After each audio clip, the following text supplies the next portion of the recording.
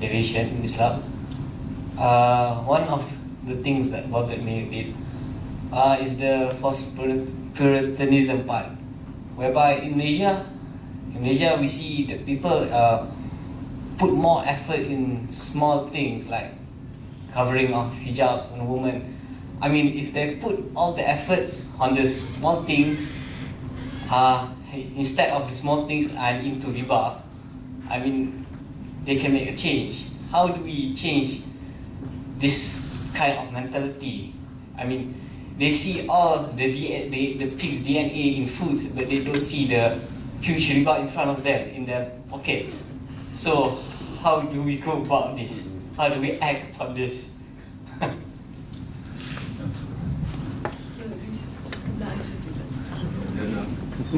I need to speak after.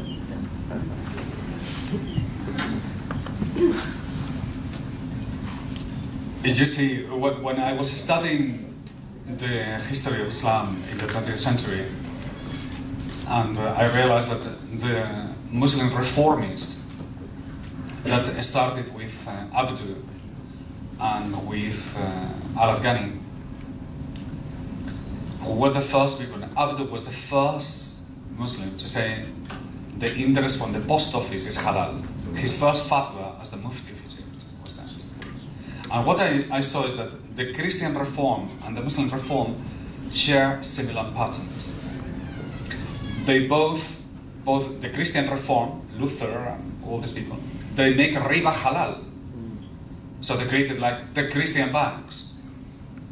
And at the same time, they took all the social morality, which we call muamalat, all the issues, and they just shrink into sexual matters, particularly centered on women, and particularly centered on how they get dressed.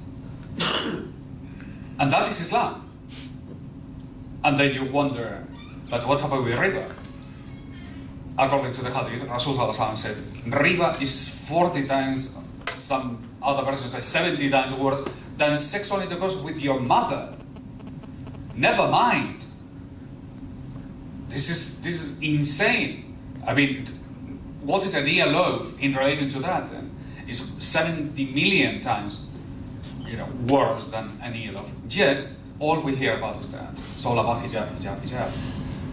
So, the conclusion is, this hijab, hijab, hijab is not neutral. This hijab, hijab, hijab comes with Islamic banking at the same time. Is that you neglect all the social issues. And how can I tell you that categorically? Because I sat down with Jamaat al-Islamiyah, who are responsible for this.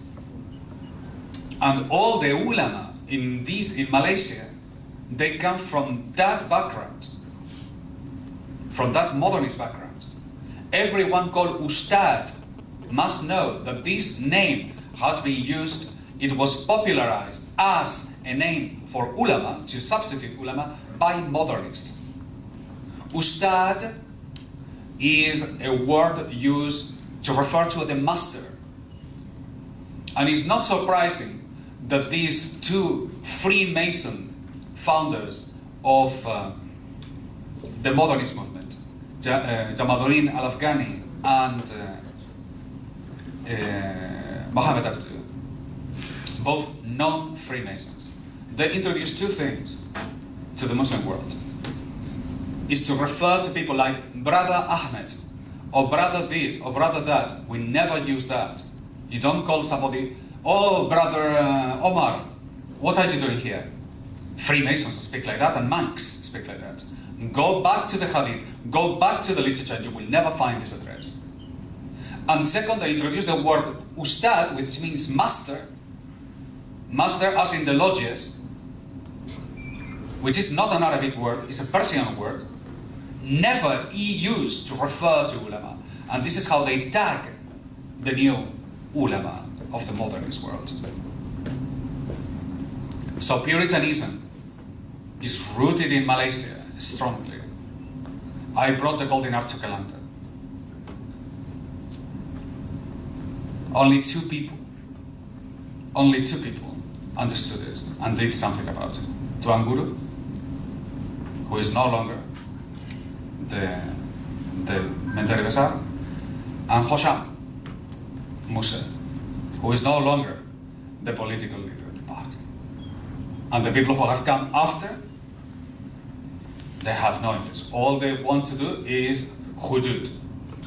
They cannot wait to start doing lashes to people. And if they see two teenagers touching their hands in a park, they go nuts. But never mind, they have banks and they use banks, and the whole country of Malaysia and Kelantan is into Riba just as much as any other country in the world. And that is the dilemma the Islamic Party has, and this is the real dilemma of the Muslims.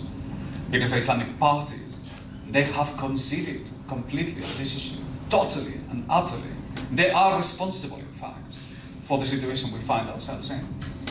And if we are going to emerge, it has to come from another drive that doesn't come from reason, but is the appeal of marifatullah by the people who are the lovers of Allah, who care nothing else but to serve Him. And these are the people who will be able to free the minds again and liberate the people and bring the true ulama and take rid of this name of Ustad and restore the name of Alim, which is what belongs to the people of knowledge. Assalamu alaikum. I just wanted to share with us a little bit about your new book, your upcoming new book.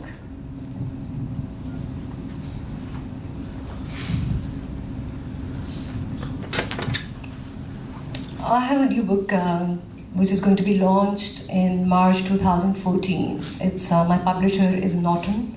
Publisher is a very popular publisher in America.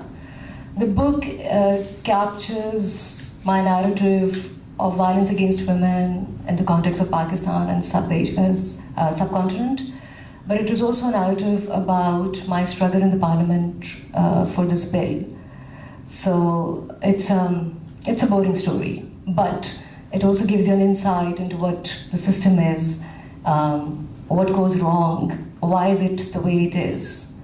So I would encourage you to buy it when it's out. Yeah, with the harams, and it's already available on Amazon on a pre-order, and the name of the book is Devotion and Defiance. Hajawaluddin, you can make the magic of transforming this book into dinar and dirham Bible.